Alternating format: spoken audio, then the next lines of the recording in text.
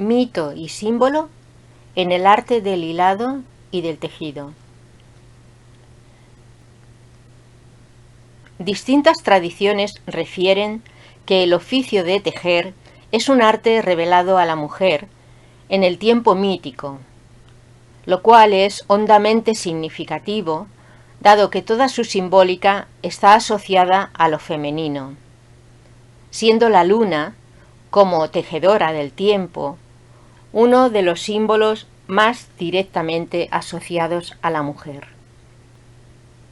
Se trata además de un oficio que, como el de la construcción, puede elevarse al rango de poder explicar el mundo, la cosmogonía. Efectivamente, tejer e hilar está vinculado al tiempo, y de ahí que las diosas del destino sean hilanderas, caso de las tres hermanas conocidas como las Moiras o las Parcas, que Platón describe en la República como hijas de la necesidad. Acerca de los útiles y herramientas que estas tres mujeres emplean en su tejeduría, Platón señala la inmutabilidad del eje del uso, al que precisamente denomina el uso de la necesidad, gracias al cual pueden girar todas las esferas, y añade: la rueca y el gancho de aquel era de acero, y su tortera, en cambio, comprendía una mezcla de acero y de otras materias. El uso mismo daba vueltas entre las rodillas de la necesidad, y sobre cada uno de los círculos se mantenía una sirena, 8 en total, que giraba con él, y emitía una sola voz de un solo tono. A distancias iguales y en derredor se encontraban sentadas otras tres mujeres, cada una ocupando su trono. No eran sino las Parcas, hijas de la necesidad. Sus nombres, Laquesis, Cloto y Atropo. Las tres acompañaban con su voz a las sirenas. Laquesis recordando los hechos pasados, Cloto refiriendo los presentes y Atropo previendo los venideros. Cloto coloca su mano derecha sobre el huso, aunque actuando por intervalos, facilitaba el giro del círculo exterior. Atropo, aplicando su mano izquierda hacia lo propio con los círculos interiores, y Laquesis, por su turno, imprimía movimiento con la derecha o con la izquierda, tanto al círculo exterior como a los interiores. Hasta aquí la cita de Platón. En la mitología nórdica, estos espíritus femeninos reciben el nombre de Nornas. Se trata también de tres hilanderas que hilan los hilos del destino de los seres humanos, cuyas vidas se corresponden con un hilo concreto de su telar. Viven y laboran bajo las raíces del Yggdrasil, un fresno de hoja perenne que simboliza el árbol del mundo y que se encuentra ubicado en el centro del cosmos. Es este un árbol que ellas riegan con aguas del pozo Urt, que es fuente de conocimiento, para que permanezca vivo y no pierda su verdor. Decimos que la luna teje el tiempo, pues desde el punto de vista de la comprensión del universo, es a través de sus fases como se entienden los ritmos y ciclos de la naturaleza. Así lo demuestra el hecho de que los primeros calendarios estuvieran sustentados sobre todo en las fases lunares, siendo la mujer, a través de su propia naturaleza, como creadora de vida, la más receptiva a esas influencias.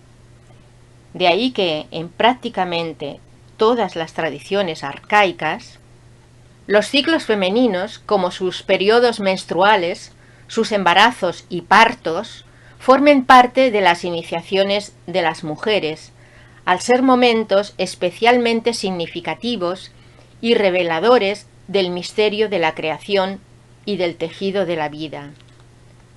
Recordemos aquí el símbolo de la araña, tejiendo su tela a partir de su propia sustancia. Los pueblos arcaicos han considerado la tejeduría, y más específicamente el bordado, oficios femeninos.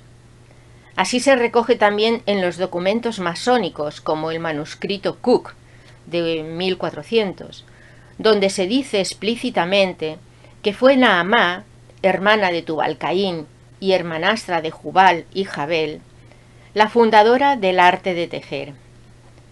Esto ha dado pie a varias consideraciones que ven posible restaurar un ritual exclusivamente femenino, que tuviera como guía y soporte iniciático los secretos de este oficio. Precisamente en Estados Unidos, en la llamada masonería de adopción del rito de York, fue creada en el siglo XIX, pero con antecedentes que remontan a la Edad Media, una logia femenina conocida como Heroínas de Jericó, que practica un ritual que tiene como uno de los símbolos principales la rueca que, como la rueda, conforma una imagen del cosmos. Esta, igual que el huso, genera la hebra de hilo que una vez tejida acabará convertida en la unidad de una sola pieza.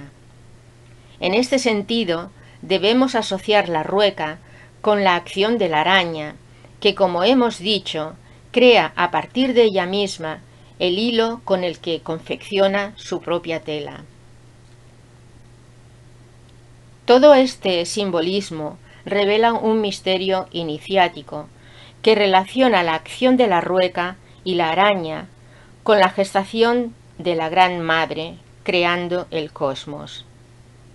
Se hace evidente aquí la analogía con la propia mujer, portadora en sí misma del misterio de la vida, ya que en su matriz labora o urde, de orden y de ahí urdimbre, una criatura que es a todas luces un pequeño cosmos, es decir, un microcosmos.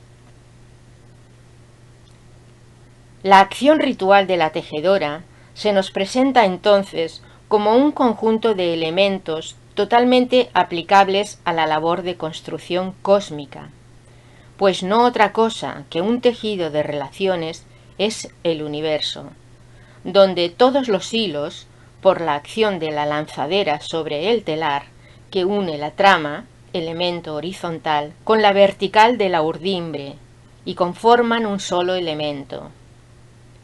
Puede verse en todo ello la unión de los complementarios, dado que los hilos de la urdimbre representan el principio activo, masculino, yang, de la manifestación, mientras que la trama simboliza el principio pasivo, femenino, yin, lo cual está igualmente representando la luz directa del sol, reflejada por la luna. Podría decirse que la vida misma de un ser está determinada por el encuentro de la urdimbre y de la trama, es decir, por la intersección de la vertical y la horizontal, o por la esencia y la sustancia, Purusha y Prakriti, consideradas como los dos polos de la manifestación universal. En el simbolismo masónico, el hilo de la urdimbre está representado por la plomada, principio trascendente cuya acción sobre el nivel, que aquí toma la posición de la trama, une esos dos principios del ser en un punto, centro, que es el que le otorga el verdadero estado de conciencia, dado que ese hilo espiritual, relacionado con el fuego y con el rayo, hace posible atravesar las estancias impenetrables del alma, despertándola a la vida nueva que decía Dante.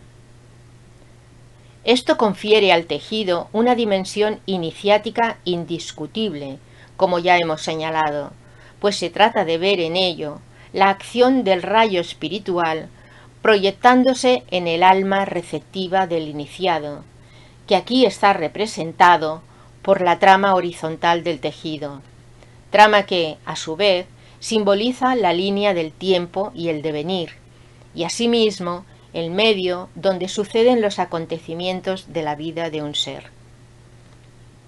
Todo este simbolismo está relacionado con nuestro destino, el cual, dependiendo de las influencias que se reciben, irá en una u otra dirección hacia la realización de los estados superiores, o por el contrario, hacia un destino donde cualquier salida del plano individual nos estará vedada. Este último aspecto es regido por las parcas, y por ello ciertas sociedades secretas consideran peligroso el oficio de las hilanderas. En este sentido, se le presenta al iniciado una disyuntiva cuando, ejerciendo el libre albedrío propio de todo ser humano, tiene que elegir entre las dos direcciones representadas por la urdimbre y la trama, esto es, la horizontal y la vertical respectivamente, o lo que es lo mismo, entre la posibilidad de descender a lo infrahumano o alzarse hacia las altas cimas del intelecto. Señala Platón, por boca de Sócrates, al final de la República, lo siguiente: si dais crédito a mis palabras y creéis que el alma es inmortal y capaz de mantenerse firme ante todos los males y todos los bienes, nos atendremos siempre al camino que va hacia arriba, el camino del cielo, y cuidaremos inteligentemente por todos los medios de la práctica de la justicia, acompañada de la sabiduría. Por ello seremos amigos entre nosotros mismos y con los dioses durante la permanencia en este mundo, y al igual que los vencedores en los juegos, obtendremos luego en todas partes los premios que se conceden a la virtud. Toda esta simbólica nos habla también de la necesidad inherente a la vía iniciática de mantener siempre una cierta tensión, imprescindible tanto para la correcta ejecución del arte de tejer como para la actitud ante la vida misma, siempre y cuando lo que se pretenda sea hacer efectiva la iniciación y caminar con determinación por el camino elegido, en el que impere la justicia y la sabiduría. A este respecto, y dado que el mito, en tanto que creaciones espirituales de los pueblos tradicionales, ofrecen todos ellos una enseñanza comparable y complementaria, nos apoyaremos para una mayor comprensión de lo que decimos en una antigua tradición japonesa, de la cual dan cuenta varios historiadores. Estos refieren que entre ciertas sociedades secretas de hilanderas y otras cofradías masculinas existía una gran tensión, hasta el punto de que los integrantes de estas últimas entraban en las casas donde se reunían a tejer las mujeres para destruir sus telares y sus lanzaderas. Este comportamiento devastador tal vez lo podamos entender a través del mito de Ognos, el soguero, que teje una cuerda de esparto mientras su asna, por el otro extremo, se come su labor. En ambos casos se hace evidente la necesidad de hacer y deshacer, de modo que la tarea no quede encerrada en una creación acabada que detendría el proceso. Tal cual sucede con el cosmos, o la vida, siempre inacabado y en permanente regeneración. Y esa es sin duda también la razón de que entre las tejedoras del pueblo navajo se diga que la labor nunca debe concluirse del todo, sino que siempre debe quedar un hilo suelto que permita continuarla. En esta misma dirección debemos interpretar el mito de Penélope, esposa y contraparte de Ulises, y protegida de Hera, diosa bendecidora del matrimonio. Esta premió a Penélope con la vuelta del esposo, gracias a que ella supo mantener el lazo nupcial con el héroe, a pesar de su desaparición tras la guerra de Troya, cosa que consiguió mediante el ardid de tejer de día lo que destejía de noche, con lo cual postergaba indefinidamente la finalización de su tarea, haciendo perdurable el tiempo. La conclusión, en definitiva, es que esta tensión entre creación y destrucción es necesaria para que el mundo sea posible y sostenible. A este respecto, citamos a Ortega y Gasset, quien en su estudio Ognos el Soguero da de todo ello una aclaración que nos parece definitoria. Dice Ortega y Gasset: lo que Ognos laborioso trenza, el asna lo va anulando. Representa este animal el poder destructor, necesario al ritmo de la Gran Madre. Una creación lograda y perfecta detendría el proceso. Es menester que colabore la potencia enemiga, la energía destructora. El trozo de soga que hay entre las manos del soguero y el belfo de la bestia es breve jornada de la existencia, que se abre entre el poder de hacer y el de deshacer, ambos eviternos. La esposa de Ulises desteje cada noche lo tejido durante el día, para que la tarea sea perdurable. Penélope es una última modulación del mito tónico. También ella estaba quieta e hilando. Hasta aquí la cita.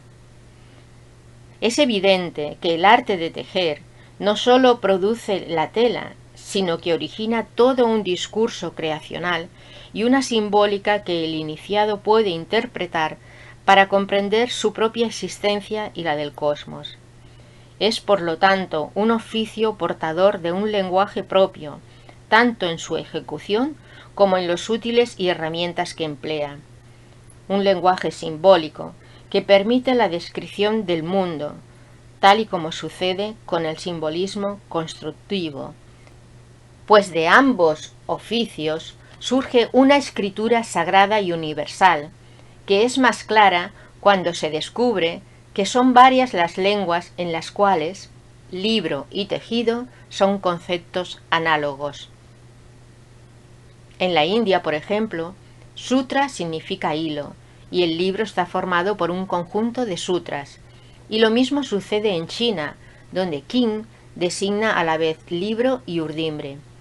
Se trata de un código simbólico completamente incorporado al lenguaje, viéndose esto reflejado en expresiones cotidianas cuando hablamos del hilo del discurso o del tejido de la vida.